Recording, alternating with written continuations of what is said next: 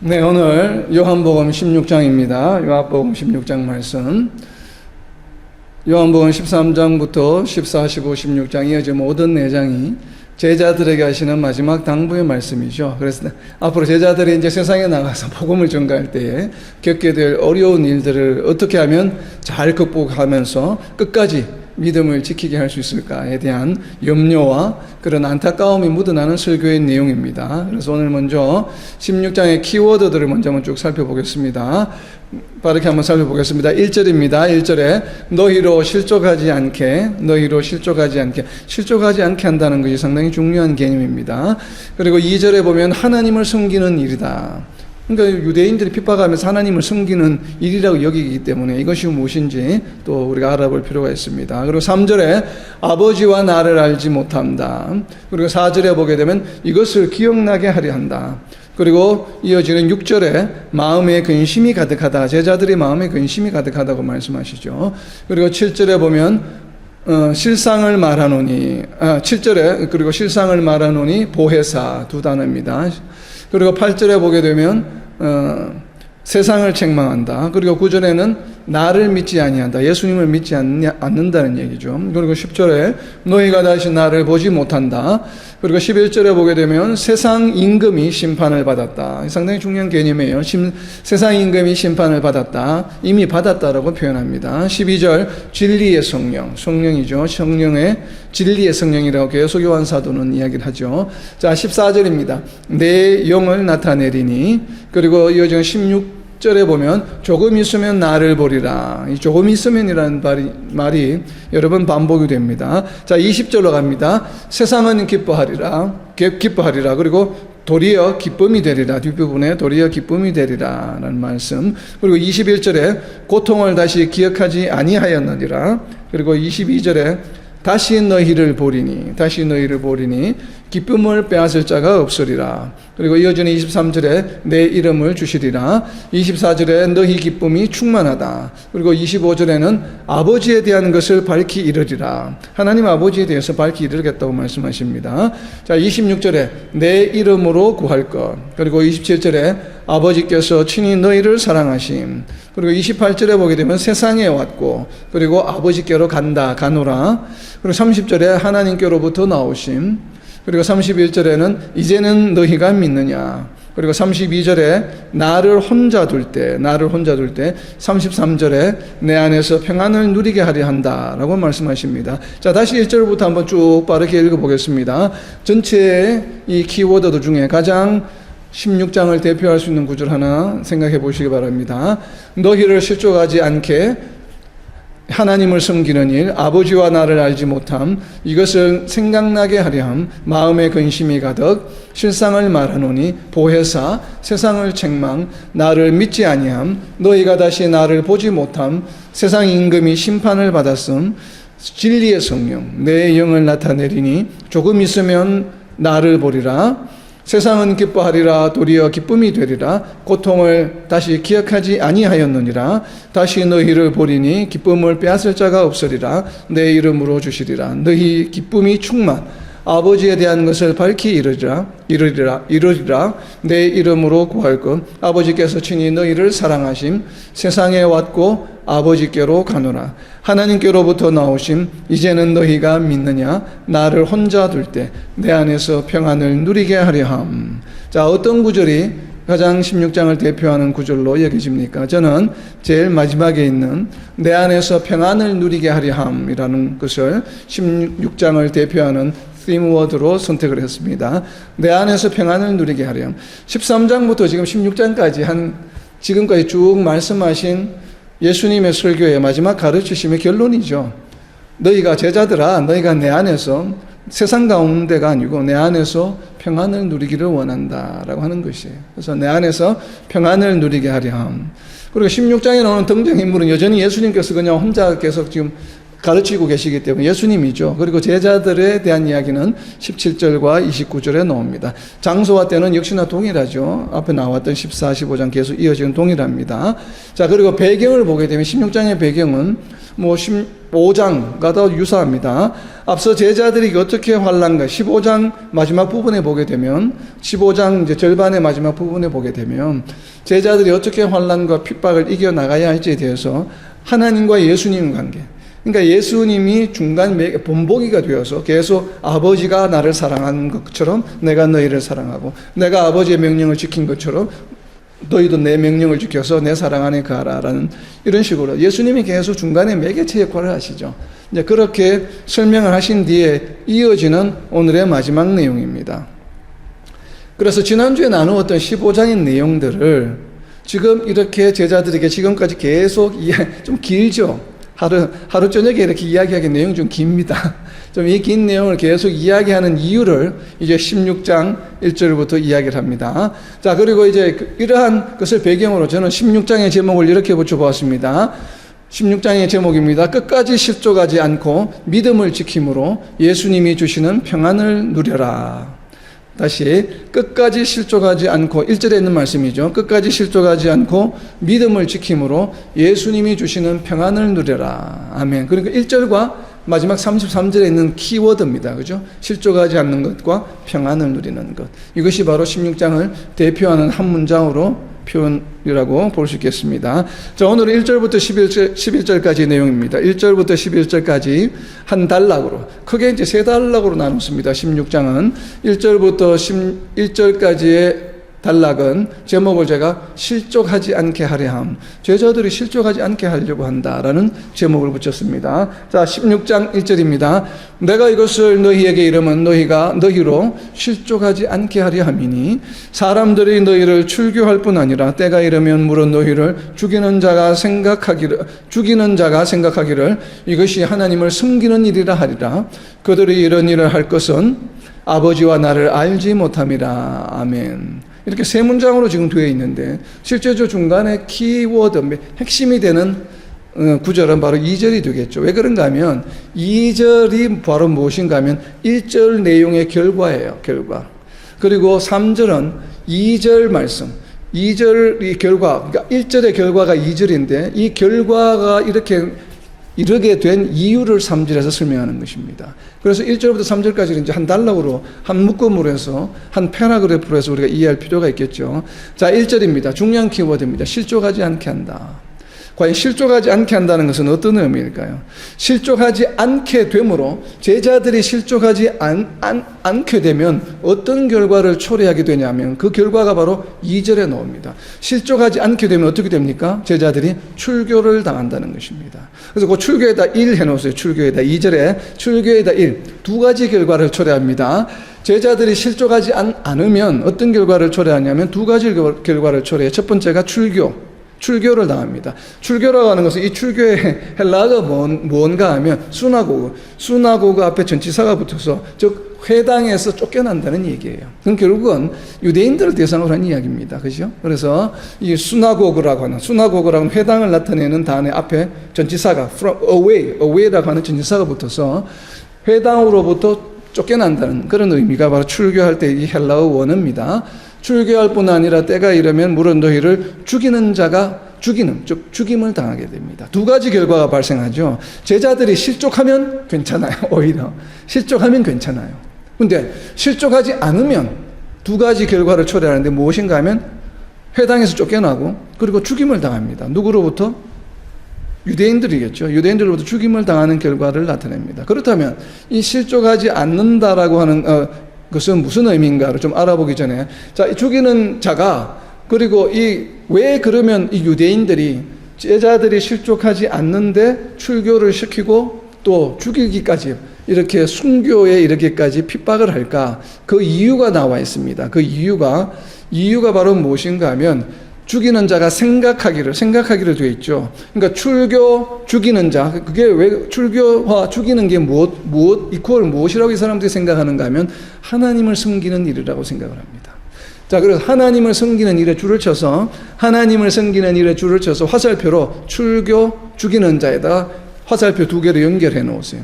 그러니까 유대인들이 제자들을 출교시키고 제자들을 죽이는 것을 그 유대인들은 그렇게 하는 행위들을 무엇으로 생각하는가 하면 하나님을 섬기는 것이라고 지금 번역은 하나님을 섬기는 일이라고 되어 있는데 실제 헬라어 원문을 보게 되면 뭔가 하면 예배를 드린다라고 되어 있습니다.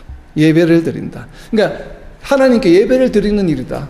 우리가 이제 쉽게 말하면 하나님께 영광을 돌리는 일이다. 이런 일이에요. 그러니까 제자들을 죽이는 것이, 유대인들이 제자들을 출교시키고 죽이는 것이 무엇인가 하면 하나님께 영광을 돌리는 일이다라고 생각하기 때문에 너희들이 실족하지 않으면 너희를 출교시키고 너희를 죽이게 될 것이라는 얘기예요. 그런데 이렇게 하는 이유가 바로 무엇이라고 3절에 나와 있죠? 그들이 하나님 아버지와 예수님을 알지 못하기 때문에 그렇다는 이야기입니다. 자, 전체적인 내용이 무슨 이야기인지 이해가 됩니까? 자, 그러면 제자들이 실족하지 않게 하기 위해서 지금 예수님이 하신 일이 있죠. 그 전제 조건이 바로 무엇입니까? 1절 제일 앞에 나와 있는 것입니다. 예수님이 이것을 제자들에게 말해주는 이유가 바로 무엇이에요? 제자들이 실족하지 않게 하기 위함이에요. 그럼요, 이것은 무엇입니까? 이것에다 적어 놓으세요. 바로 앞에 나와 있는 요한복음 15장 15절부터 27절까지의 내용입니다. 요한복음 15장 18절부터 27절까지의 내용이에요. 이것을 1절에 나와 있는 이것은 무엇인가 하면 지금 15장 18절부터 27절까지 예수님이 매개체가 되어서 계속 지금 우리가 지난주에 나누었던 내용들, 그것을 계속 지금 제자들에게 이야기해 준 이유가 바로 무엇인가 하면 제자들로 하여금 실족하지 않게 하기 위함이에요. 그렇다면 실족한다는 것이 어떤 의미인지 대충 짐작이 되죠.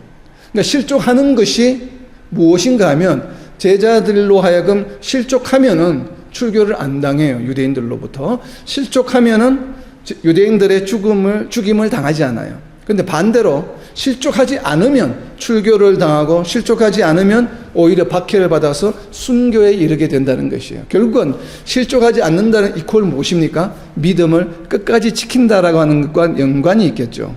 그렇기 때문에 이 실족하지 않는다라고 하는 것은 무엇인가 하면 결국 실족하지 않게 하려 하면 옆에다 적어 놓으세요. 계시록 3장 5절입니다. 계시록 7교회에 해주신 모든 말씀, 모든 일곱 교회의 끝부분에 나오는 얘기죠. 너희가 뭐뭐 하면, 이게 대표적으로 제가 지금 하나만 들었습니다. 3장 5절입니다. 계시록 3장 5절입니다. 이기는 자는 이와 같이 흰옷을 입을 것이요 내가 그 이름을 생명책에서 결코 지우지 아니하고 그 이름을 내 아버지 앞과 그의 천사들 앞에서 시인하리라. 결국 무엇이에요? 이기는 자들이에요. 사탄과 마귀의 핍박, 유대인들의 핍박, 로마인들의 핍박, 나로 하여금 예수님을 버리게, 믿음을 버리게 하는 모든 것들을 물리치고 결국 믿음을 끝까지 지키는 것을 말해요. 그렇기 때문에 실족한다고 하는 것은 바로 이 실족한다는 헬라어 원어를 보게 되면 무엇인가 하면 죄를 짓게 한다는 것이, 죄를 짓는다는 뜻입니다. 영어로 말하면 offend라고 하는 표현으로 쓰여지는 그 헬라어 단어가 수동태로 쓰여지고 있어요. 그렇기 때문에 제자들로 하여금 죄 짓지 않게 하기 위해서 요한복음 15장 18절부터 27절까지의 내용을 지금까지 예수님이 제자들에게 말씀하신 것입니다. 자, 그렇게 죄를 짓지 않게 되는 것, 즉 다르게 표현하면 그 옆에다 또 적어놓어서 요한일서 2장 19절입니다.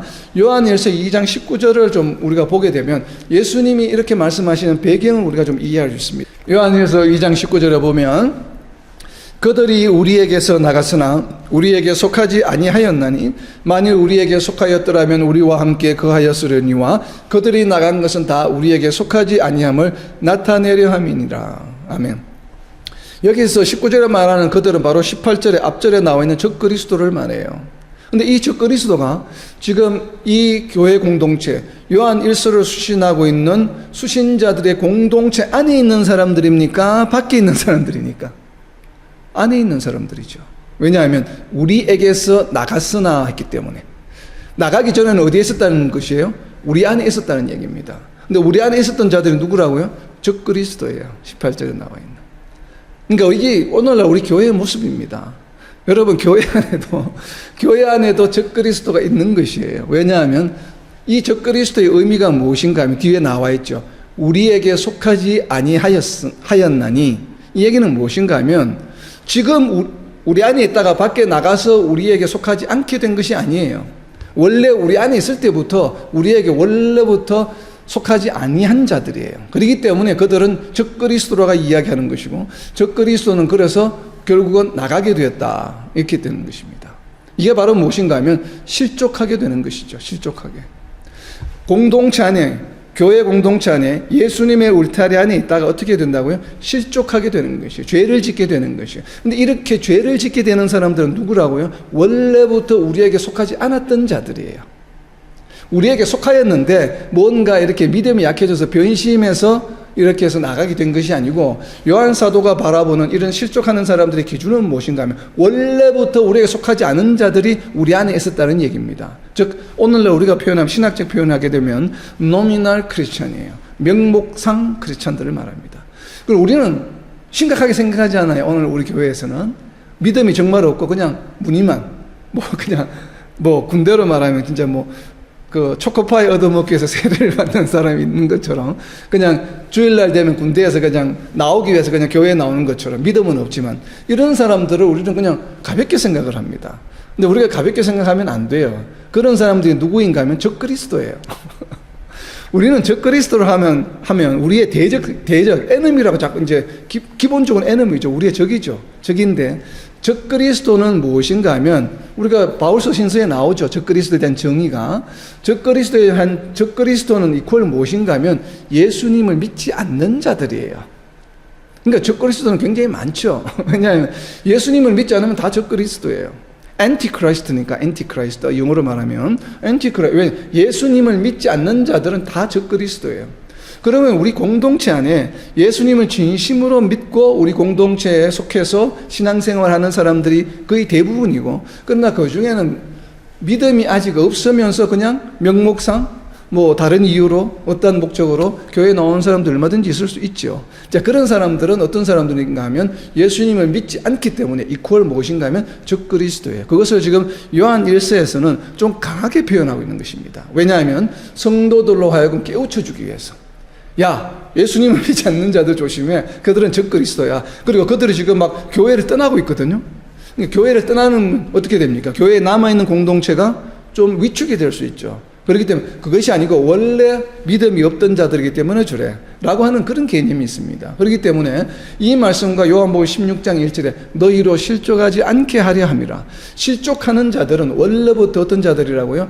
우리 안에, 예수님 울타리 안에 있는 사람들이 아니에요. 왜 그런가 하면 하나님은 한번 선택하셔서 우리를 구원으로 인도하신 사람은 결코 놓치지 않으시기 때문에 그렇습니다. 이것이 우리 장로교 신앙이죠. 한번 구원받은 사람들은 구원을 반드시 잃어버리지 않는다라고 하는 바로 그러한 개념이 요한일서 2장 19절에서 풍기는 뉘앙스입니다.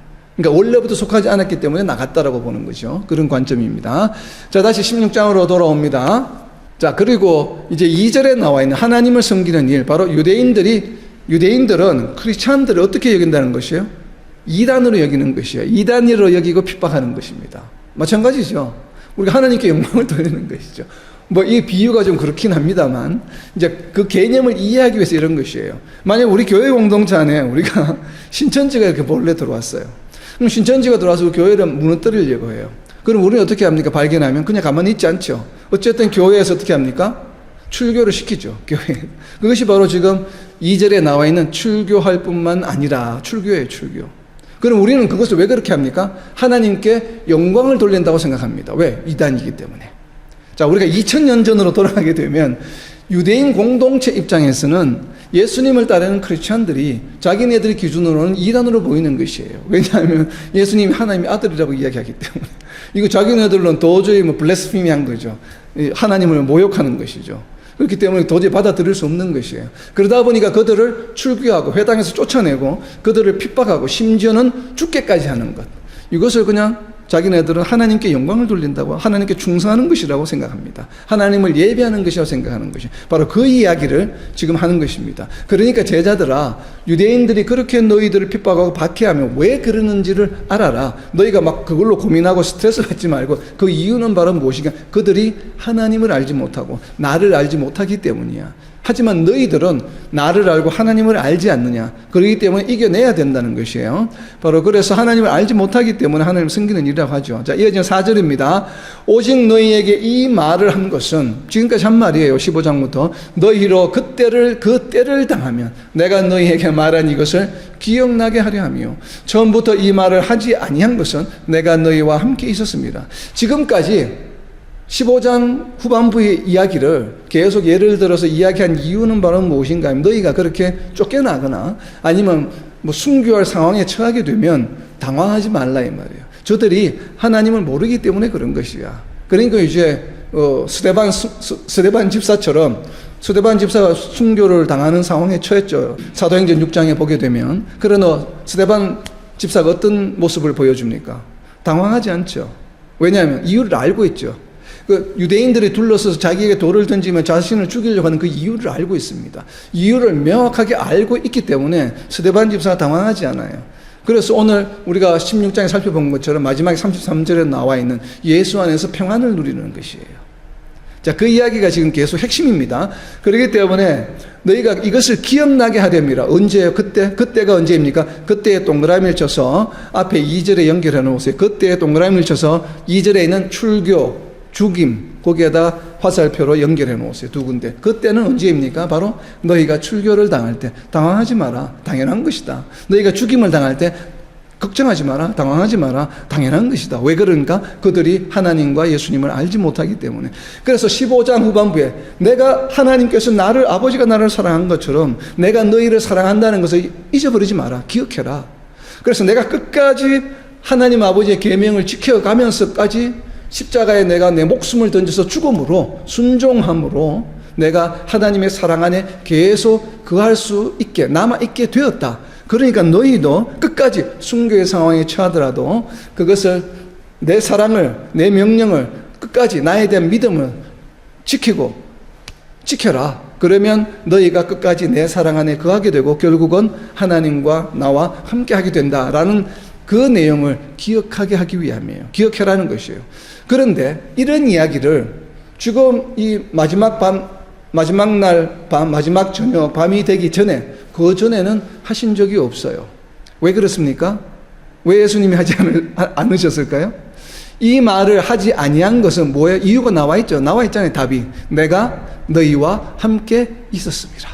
왜냐하면 지금까지는 지금 제자들이 순교를 당하는 상황에 처하게 되면 어떻게 됩니까? 예수님이 얼마든지 막으실 수 있죠. 그리고 유대인들 입장에서는 제자들이 목표가 타겟이 아니죠. 누가 타겟입니까? 예수님이 타겟이죠. 그러니까 예수님이 모든 환난과 핍박을 다 받으셨잖아요. 그죠? 그렇기 때문에 예수님께서 제자들을 앞에 서 계시는 것이죠. 그렇기 때문에 이런 이야기를 굳이 할 필요가 없죠. 왜냐하면 제자들이 이렇게 쫓겨난다든지 뭐 순교를 당할 상황에 처하지 않기 때문에. 왜냐하면 예수님도 계속 회당에 가셔서 말씀하셨잖아요. 주일에는, 안식일에는 가서 말씀하실 정도로 아직 회당으로부터 쫓겨남을 당하지는 않았어요. 지금 제자들이. 그렇기 때문에 내가 너희와 함께 하면서 계속 예수님께서 지켜주시고, 또 예수님께서 방패막이 되셔서 예수님께서 모든 미움과 핍박을 예수님께서 대표로 다 받으셨죠. 그렇기 때문에 지금까지 이 말을 하지 않았다라고 하는 이 이유는 바로 무엇입니까? 이제는 그 옆에다 적어 놓으세요. 너희와 함께 있었음이라 옆에다 적어 놓으세요. 우리가 성경을 공부할 때, 읽을 때 행간의 의미를 읽어야 돼요.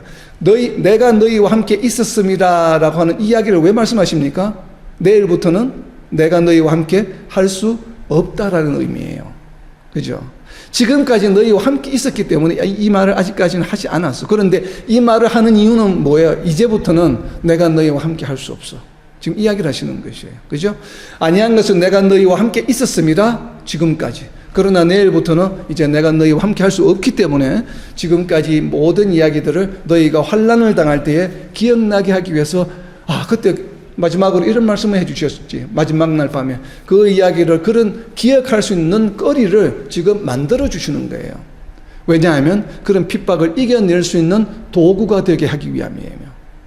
그러니까 오늘 저녁 예수님께서 지금 해주신 이 말씀은 굉장히 중요한 것이에요. 제자들이 사역을 담당하면서 나아갈 때에 제자들이 거의 다 요한사도를 제외하고 순교를 당하지 않습니까? 그런 순교를 당할 수 있었던 이유가 바로 무엇이에요? 이 마지막 날 설교 말씀 때문에 그런 것이에요. 아마 또 그들은 순교를 당하는 시점에 그 순간에 오늘 하신 말씀처럼 예수님의 이 마지막 날 저녁 말씀을 기억했을 겁니다. 그리고 예수님의 사랑을 다시 한번 확인했을 것입니다. 그리고 예수님의 사랑 안에 계속 거해야지라고 결단하고 순교를 받아들였을 거예요. 자, 바로 그 내용입니다. 자, 이어지는 5절입니다. 지금이 중요한데 지금에다 동그라미를 쳐놓으세요. 지금. 왜 그런가 하면 헬라어로는 어순의 순서가 상관없다고 그랬죠. 아무렇게나 쓸 수 있어요. 순서를. 주어, 동사, 목적어, 부사, 형용사가 앞뒤로 마음대로 왔다 갔다 합니다. 그런데 항상 문장의 가장 중요한 단어를 제일 마지막에, 제일 앞에 둡니다. 제일 앞에. 그런데 지금이라고 하는 눈이라고 하는 이 부사가 제일 앞에 나와 있습니다.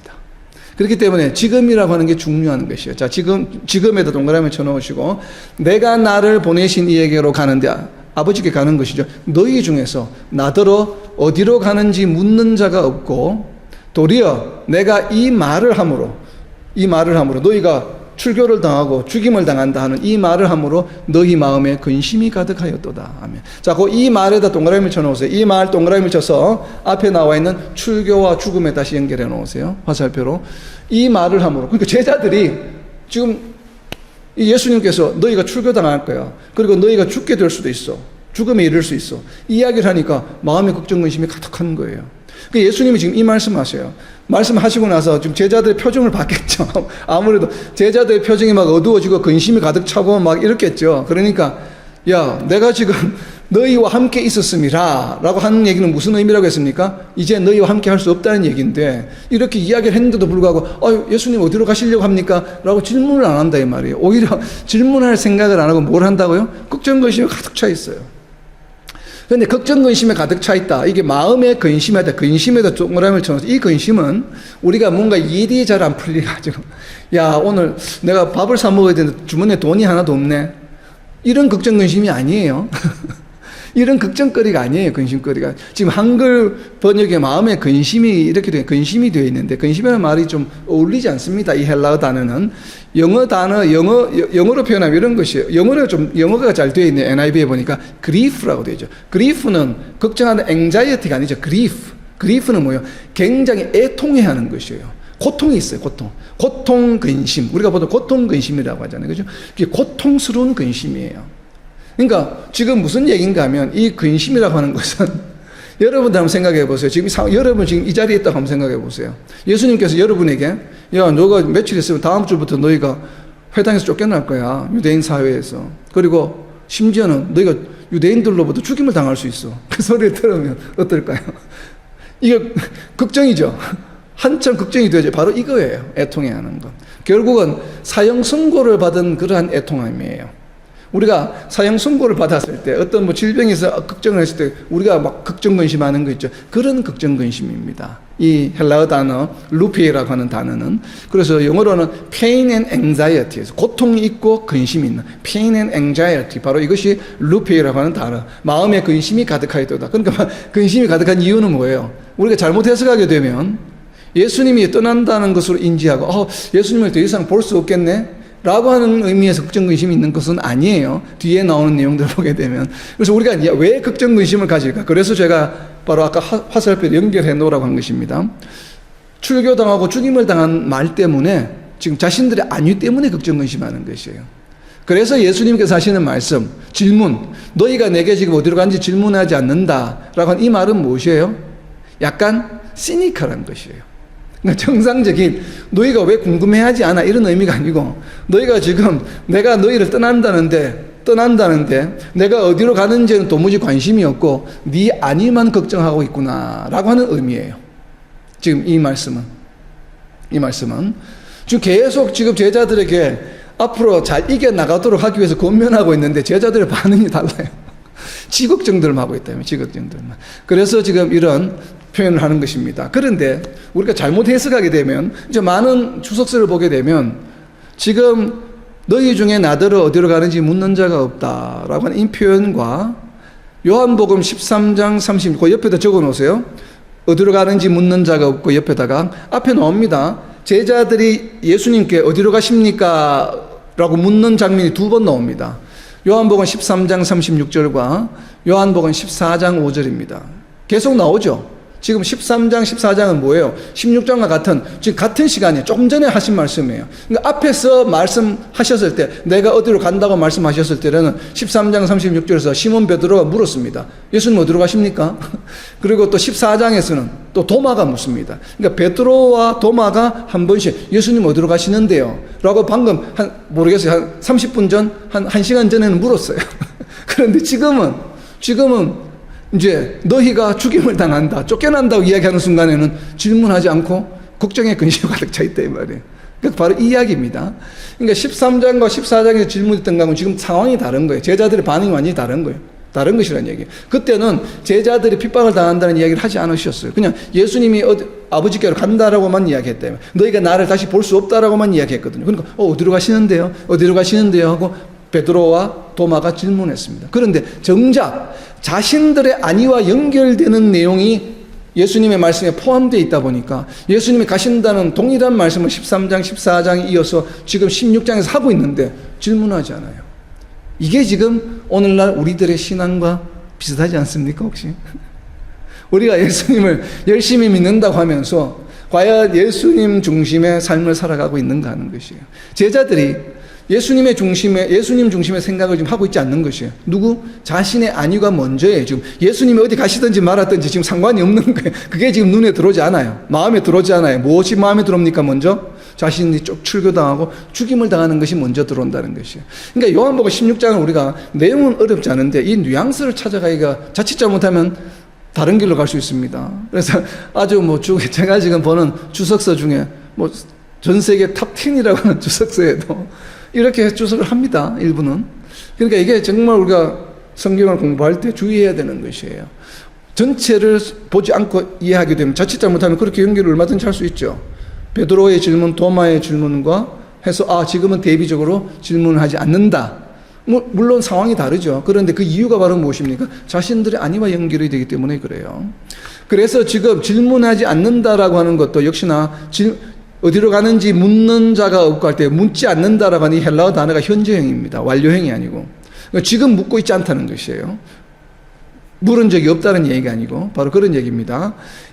그런데 혹시 또 잘못 해석하게 되면 이제는 13장에서도 이야기하셨고 14장에서도 이야기하셨으니까, 그리고 예전에도 많이 여러 번 말씀하셨죠. 본인이 죽으시고 부활하신다는 얘기, 3일 만에 다시 내가 일으키신다, 상징적으로도 많이 비유로 말씀하셨기 때문에 제자들이 어느 정도는 이제는 알고 있기 때문에 예수님의 사역을 이제는 그 때가 되었구나 하는 걸 알았기 때문에 질문하지 않았다라고도 해석할 수 있습니다.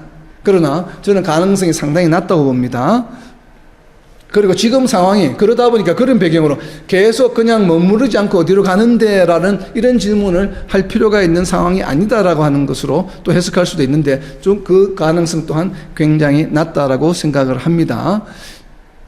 전체적인 상황을 보게 되면 예수님께서 지금 말씀하시는 것은 여전히 상황을 알고 있지 못하기 때문에 그래요. 왜 그런지 뒤로 가셔서 17절을 보세요.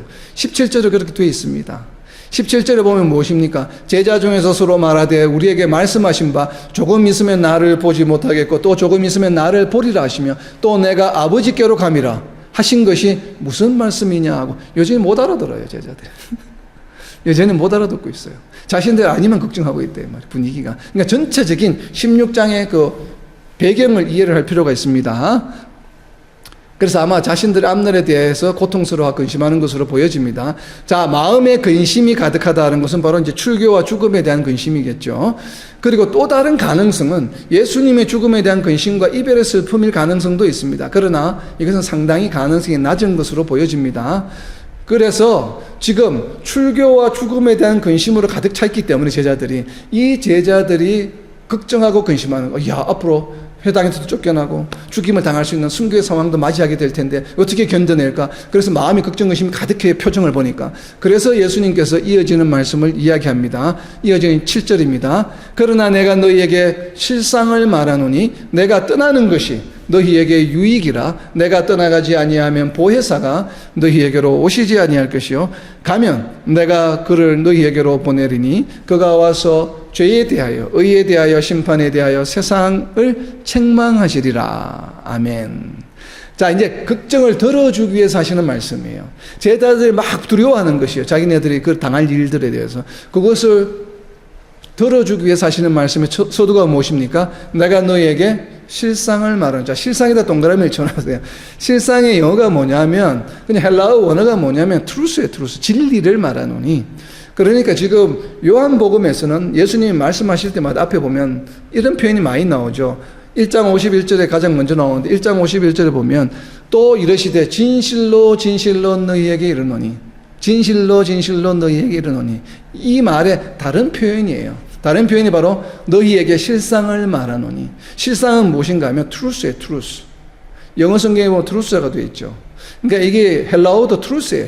그러니까 트루스를 한글로 번역한 것이 지금 실상이라고 표현했는데 그러면 예수님께서 1장 51절이나 요한복음 앞에 보면 계속 여러 번 반복하죠. 내가 진실로 진실로 너희에게 이르노니 아멘 아멘. 진실로 진실로 무슨 말이라고 했습니까? 아버지께서 말씀하셨으니 아버지께서 말씀하셨으니. 왜냐하면 하나님 아버지가 말씀하신 걸 지금 제자들에게 사람들에게 전하고 있기 때문에 내가 지금 말하는 것은 내 이야기가 아니고 하나님 말씀이야. 그래서 아멘 아멘 하는 거예요. 진실로 진실로 너희에게 이렇게 이야기하는 것입니다. 근데 동일한 표현인데 지금 여기서 말하는 7절에서는 좀 사적인 내용이죠. 사적인. 공적으로 하나님의 말씀을 사람들에게 선포하는 것이 아니라 제자들의 걱정 근심을 들어주기 위해서 지금 좀 어떻게 보면 개인적으로 하는 말씀이다 보니까 진실로 진실로 너희에게 이르노니 이러한 표현을 쓰지 않으신 거예요. 공적인 선포를 하지 아니하시고 어떻게 하십니까? 진실을 내가 너희에게 말해줄게 라는 것이에요. 너희가 지금 걱정 근심하는데 내가 떠나는 것이 너희와 함께 있어서 너희를 계속 보호해 주는 것보다는 내가 너희를 떠나는 것이 훨씬 너희에게는 유익이 돼. 그 이야기가 왜 그런가 하면 바로 그 유익 옆에다 적어 놓으세요. 요한복음 11장 50절입니다. 요한복음 11장 50절 때문에 너희에게 유익이 된다라고 하는 것이에요. 요한복음 11장 50절입니다. 한 사람이 백성을 위하여 죽어서 온 민족이 망하지 않게 되는 것이 너희에게 유익한 줄을 생각하지 아니하는도다 하였으니 바로 너희에게 유익한 것은 바로 무엇이에요? 한 사람이 백성을 위해서 죽는 것이 너희들에게 유익한 것이에요. 그러니까 예수님께서 지금 내일 이제 심판을 받으시고 심판을 받으시고 십자가의 사역에서 순교하고 돌아가시는 것은 죽으시는 것은 바로 너희에게 유익하다 그 말이에요. 너희에게 유익이라. 내가 왜 그런가 하면 그 이유를 설명하십니다. 내가 떠나지 아니하면 보혜사가 너희에게로 오지 않는다. 자, 보혜사에다 동그라미를 쳐놓으세요. 우리 한글로 보혜사 해놓으니까 보혜사가 무슨 뜻이에요?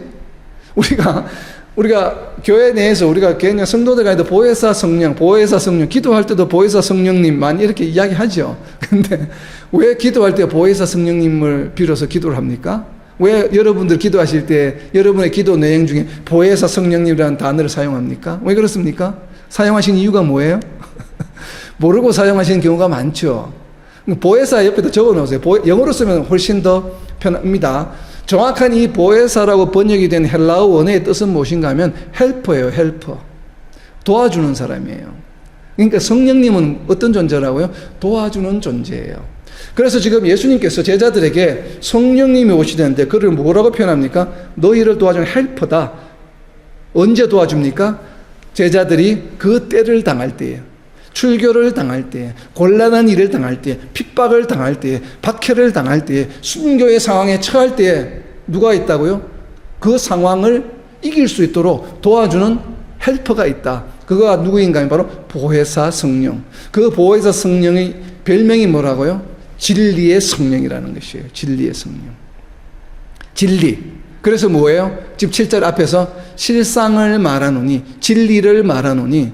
그래서 진리를 지금 말하는데 무엇인가 하면 그 실상, 진리는 세 가지 진리입니다. 그 실상에다가 동그라미를 치고 3이라고 적어놓으세요. 세 가지 실상을 지금 이야기하시는데 첫 번째가 무엇인가 하면 방금 나누었던 유익에다가 1번 해놓으세요. 유익 1번. 예수님이 떠나는 것이 유익이다. 이것이 첫 번째 실상, 첫 번째 진리예요. 그리고 두 번째 진리는 어디에 있냐면 보혜사를 보내주신다. 보혜사에다 2, 유익이 1번, 보혜사가 2예요. 예수님이 떠나는 것의 첫 번째 유익은 무엇인가 하면 첫 번째 진실은 무엇인가 하면 예수님이 떠나는 것이 유익하다는 것. 두 번째 진실은 무엇인가 하면 예수님이 떠나면 보혜사를, 헬퍼를, 도와주는 자를 보내주신다고 하는 것. 세 번째는 무엇인가 하면 바로 책망하신다는 것이에요. 오시는 헬퍼가 오셔서 하시는 일이 무엇인가 하면 보혜사가 오셔서 책망하신다. 자, 책망에도 동그라미를 쳐놓으세요. 이게 책망한다고 하니까 자꾸 우리는 리뷰킹 한다. 그렇게 생각하죠. 책망한다니까. 야야 너 잘못했어. 꾸짖는 것으로 생각하잖아요. 근데 이 책망이라는 번역이 마음에 들지 않습니다. 이 책망이라고 번역이 되어 있는 이 헬라어, 이 엘렌코라고 하는 단어, 엘렌코는 무엇인가 하면 재판소에서 판결하는 걸 말해요. 판결하는데 무죄 판결이 아니에요. 유죄 판결하는 것이에요. 그래서 영어로 말하면 convict, 유죄 판결, 징역 2년 이렇게 유죄로 판결하는 것이 의미인데, 그런데 이 단어 헬라어는 원래는 유죄 판결한다고 하는 것이 현대 헬라어의 의미인데, 그러나 2000년 전에 신약 성경이 쓰여질 때, 요한복음이 쓰여질 때 이 단어의 의미는 무엇이었는가 하면, 쉽게 좀 우리가 속된 표현을 하면 까발린다예요. 까발린다. 그러니까 누군가가, 우리가 유명한 사람이 있는데 그 사람이 옛날에 과거에 뭔가 잘못한 일, 추잡한 일, 뭐 이런 일들을 언론에 노출시키면 어떻게 됩니까? 그 사람이 세상으로부터 어떻게 돼요? 책망을 받게 되죠. 비난을 받게 되죠. 바로 그런 의미예요. 그래서 이건 영어로 표현하면, 영어로 번역하면 expose, 드러나게 한다는 의미예요. 그러니까 2000년 전의 의미는 드러나게 한다는 의미예요. 오늘날의 의미는 이게 judge, convict, 유죄 판결을 한다인데, 2000년 전에 고대 헬라어의 의미는 무엇인가 하면 까발리는 것이에요. 드러나게 하는 거예요. 죄가 드러나게 하는 것이에요. 그 드러나게 하는 것, 그 실상, 책망에도 표시를 동그라미 쳐놓으시고, 책망에도 3이라고 적어 놓으세요. 세 가지를 드러나게 합니다. 세상 가운데 세 가지를 드러나게 해요. 그 세 가지가 무엇이라고 해요? 바로 앞에 나와 있죠. 1번 죄, 2번 의, 3번 심판이에요. 세 가지가 무엇이라고요? 첫 번째가 죄, 2번 의, 3번은 심판이에요. 왜 세 가지일까요? 책망하시고, 네 가지도 아니고 두 가지도 아니고 왜 세 가지일까요? 항상 성경 공부를 할 때는 우리가 그런 좀 호기심을 가져야 돼요. 왜 세 가지일까? 왜 네 가지도 아니고, 왜 죄와 의와 심판에 대해서 까발리실까? 왜 드러나게 하실까? 왜 드러나게 하냐면, 이 세 가지가 죄와 의와 심판이 지금 우리가 살고 있는, 우리가 지금 발을 디디고 있는 이 세상의 구성 요소입니다. 세 가지가. 이 지금 우리 인류 역사, 우리 삶 가운데 이 지구를 구성하고 있는 우리 삶을, 우리 사회를 구성하고, 이 세상을 구성하고 있는 세 가지 구성 요소예요. 그 세 가지 구성 요소에 대해서 성령이 오시면 까발리신다 이 말이에요. 모든 것이 드러나게 한다는 얘기입니다. 그러면 과연 구체적으로 그것이 무엇인가를 이해하고, 이러한 관점에서 9절부터 10절, 11절 내용을 이해해야만 이해할 수가 있습니다. 그렇지 않으면 성령님께서 오셔서 그냥 죄와 의와 심판에 대해서 이야기하셔, 책망하셔, 그냥 이렇게 하고 나면 이게 도대체 무슨 뜻인지 몰라요. 그냥 무슨 세 가지 죄와 의와 심판에 대해서 성령께서 책망하시는구나 라고 하고 그냥 넘어가 버린다고요. 그렇게 단순한 이야기가 아니에요. 굉장히 심오한, profound한 이야기입니다. 제가 왜 세 가지로 가는지 그런가 하면, 우리가 성경을 읽을 때 주의해야 돼. 왜 세 가지일까? 왜 세상을 구성하는 세 가지라고 이야기할까? 자, 9절과 10절과 11절에서 동그라미를 쳐봅니다. 자, 9절에 그들에도 동그라미 쳐보세요. 그들. 그리고 10절에 너희에 동그라미 쳐보세요. 너희. 그리고 11절에 세상 임금. 자, 그들에다가 1번 써놓으세요. 그들 1. 2번은 누구예요? 너희에는 2. 그리고 세상 임금은 3이라고 적어놓으세요. 그들이 누구입니까? 그들은 누구예요? 자, 9절입니다. 죄에 대하여라 하면 그들이 나를 믿지 아니하며. 그럼 이 죄의 대상은 누굽니까? 불신자들이에요. 그들이 누구라고요? 적어놓으세요. 거기다 불신자들. 죄는 누구라고요? 죄가 뭐라고요? 왜 죄를 대해서 죄를 까발리신다고요? 왜 죄를 익스포즈 한다고요? 그 대상이 누구이기 때문에 불신자들이에요. 그러니까 불신자들을, 다시 표현하면 불신자들의 죄를 세상에 드러나게 하시긴 존재가 누구라고요? 바로 성령님이세요. 자, 그렇다면 두 번째, 의에 대하여라 하면 내가 아버지께로 가니 너희가 다시 나를 보지 못하며, 세상 불신자들이 보지 못하는 것이 아니고 너희는 누구입니까? 지금 너희가 지금 말하고 있는 이 대상의 대화에 대해서 누구예요? 제자들이에요. 누구입니까? 신자들이에요. 자, 앞에 죄는 누구에 관한 것이요? 불신자들. 의는 누구에 관한 것이에요? 신자들, 제자들. 그죠? 세상에는 두 부류의 사람들이 있습니다. 불신자들과 신자들, 믿는 자들과 믿지 않는 자들. 하나님 눈에는 세상의 모든 사람들이 두 부류밖에 없어요. 세 부류가 있지 않습니다. 믿는 자들과 믿지 않는 자들. 가라지와 알곡이에요. 제3자나 중간지대가 없습니다. 가라지 오 알곡이에요. 그죠? 그 이야기를 하시는 것이. 근데 가라지가 무엇으로 세상에서 표시가 난다고? 아, 쟤는 가라지. 쟤는 가라지일까 알곡일까? 쟤는 가라지 알곡이야. 무엇으로 알 수 있다고요? 예수님에 대한 믿음이 있느냐 없느냐. 없으면 아, 쟤는 가라지구나. 그래서 죄를 어떻게 한다고요? 세상 가운데서 드러나게 하는 것이에요. 무슨 뜻인지 이해가 됩니까? 그러니까 죄를 딱 보면 아, 저는 죄인이야. 나는 죄인이 아니야. 믿는 자이기 때문에. 쟤는 믿지 않는 자니까 죄인이야. 그래서 죄가 뭘 한다고요? 그들을, 예수님을 믿지 않는 자들 세상 가운데 expose, 까발리게 된다. 드러나게 하는 것이에요. 자, 이런 컨셉에서 10절을 이해해야 하면 10절을 이해해야 됩니다. 안 그러면 도무지 이해가 안 됩니다. 왜 갑자기 의에 대하여라. 우리가 알고 있는 righteousness이요. 믿음으로 의에 이른다는 것이요. 그런데 그것이 왜 예수님이 아버지께로 가고 지금 이 지구상에 계시지 않는 것과 무슨 연관이 있어요? 내가 아버지께로 가니 너희가 다시 나를 보지 못해. 예수님이 지금 성천하셔서 제자들이 예수님을 보지 못하는 것과 의와 도대체 무슨 관계가 있을까요? 상당히 어렵죠. 굉장히 심오한 말씀이에요. 그런데 방금 우리가 이해한 것. 아, 불신자들 믿지 않는 것이 죄에 의해서 세상 가운데 드러나는구나 라고 같은 맥락에서 의와 이해하게 되면 의가 세상 가운데 어떻게 드러난다고요? 의가 옆에 사람들 저기 의로운 사람 쟤는 라이트야. 쟤는 의인이네. 의가 있네. 이것을 무엇으로 할 수 있습니까? 우리의 제자들의 무엇으로? 예수님에 대한 믿음으로 세상 가운데 드러나게 되는 것이에요. 그런데 믿음과 예수님이 성천하고 우리가 지금 인비주얼, 예수님을 볼 수 없는 것과 믿음이 도대체 무슨 연관이 있을까요? 나를 보지 못하며 옆에다 적어 놓으세요. 히브리서 11장 1절입니다. 히브리서 11장 1절입니다. 그렇기 때문에 이렇게 말씀하시는 것이에요. 히브리서 11장 1절입니다. 믿음은 바라는 것들의 실상이요. 뭐라고요? 보이지 않는 것들의 증거니. 보이지 않는 것이 누구예요? 지금 제자들의 눈에 보이지 않아요? 제자들이 볼 수 없는 것이 누구입니까? 예수님이에요, 예수님. 보이지 않는 것들의 뭐라고요? 증거라고요, 증거. 예수님이 눈에 보이지 않아요. 그런데 제자들이 눈에 보이지 않는 예수님을 어떻게 한다고 계속 믿고 있어요. 그래서 순교까지 합니다. 순교까지. 믿음 때문에. 믿음인데 그 믿음의 대상이 누구라고요? 지금 보이지 않아요. 현재는. 지금은 보이지만. 예수님 성천하시는 후에는 보이지 않아요. 내가 아버지께로 가고 나면 보이지 않는데도 불구하고 제자들이 계속 믿음을 버리지 않고 순교에 이를지라도 예수님을 계속 믿고 있는 것이에요. 보이지 않는 것들의 증거가 바로 무엇이라고요? 믿음이라고요.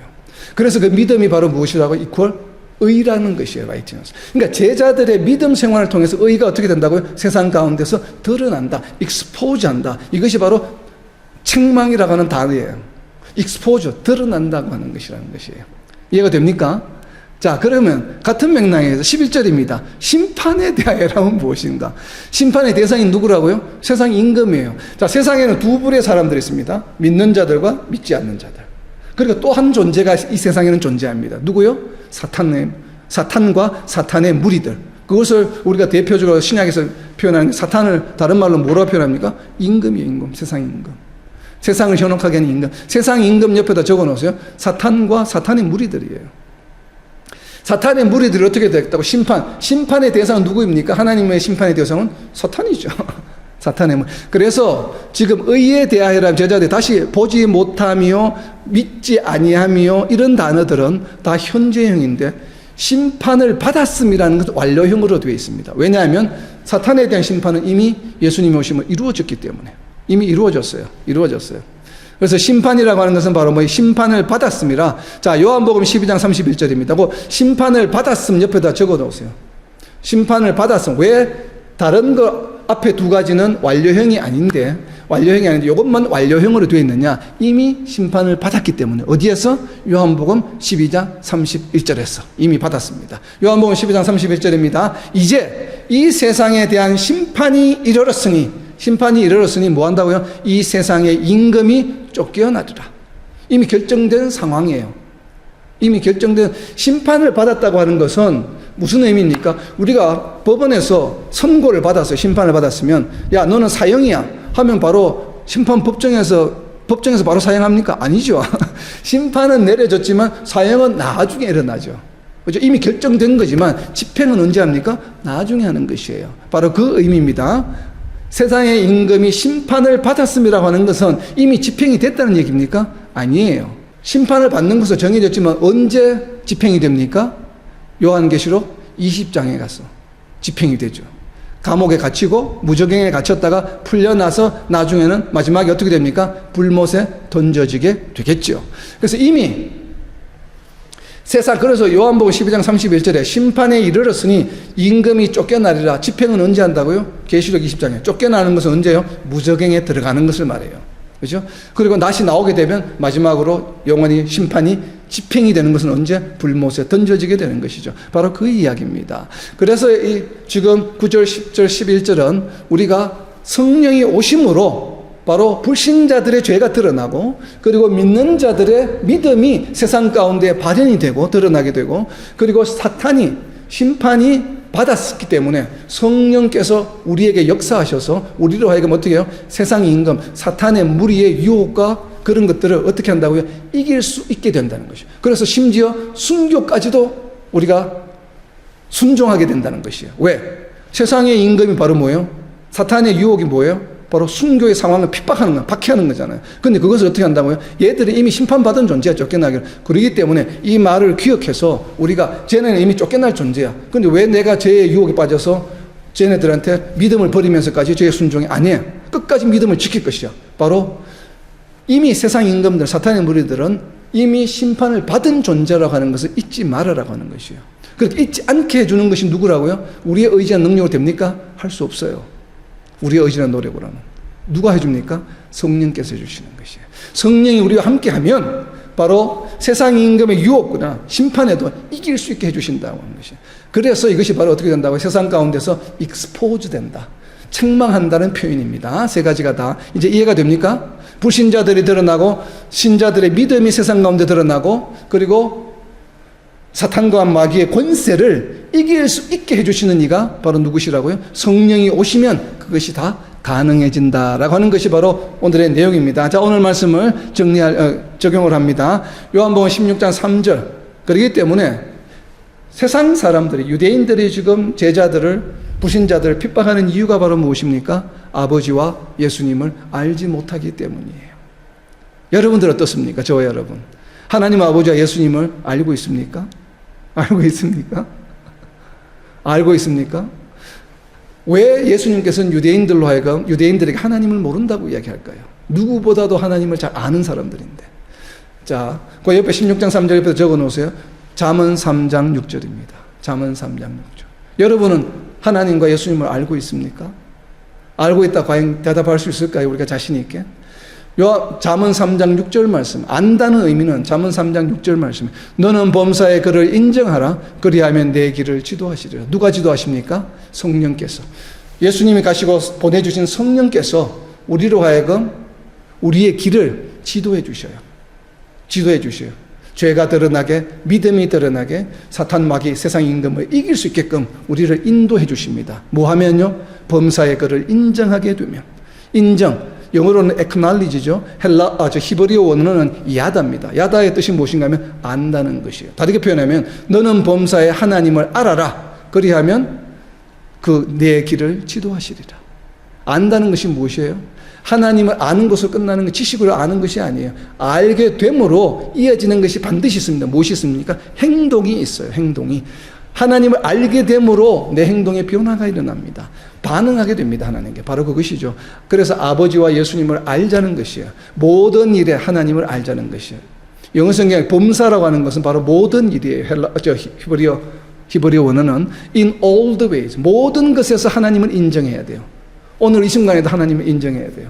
그래서 정말 우리가 다가오는 한 주간에는 모든 것에서 아침에 눈을 떠서 잠자리에 드는 시간까지 내가 만나는, 처하게 되는 모든 상황, 모든 일 가운데서 무엇을 인정하자고요? 하나님의 함께 하심을 우리가 아는 것이 중요해요.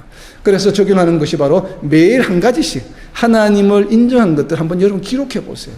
그리고 기록해 보다 보면, 연습하다 보면 하루에 한 번 인정하던 것이 2번 하게 되고 3번 하게 되고, 나중에는 모든 일들마다 하나님을 가장 먼저 인정하게 되고 하나님께 반응하는 행동들이, 리액션들이 나오게 됩니다. 그것이 바로 성도들의 삶이요, 그것이 바로 누가 가능하게 해주십니까? 성령께서 우리와 함께 하심으로 세상 가운데 그것을 익스포즈, 드러나게 하시는 것이에요. 정말 하나님은 날마다 인정함으로 세상 가운데서 하나님의 자녀임을 드러내는 저와 여러분, 그렇게 이 땅의 모든 하나님의 백성들이 되시기를 예수님의 이름으로 선포합니다. 아멘.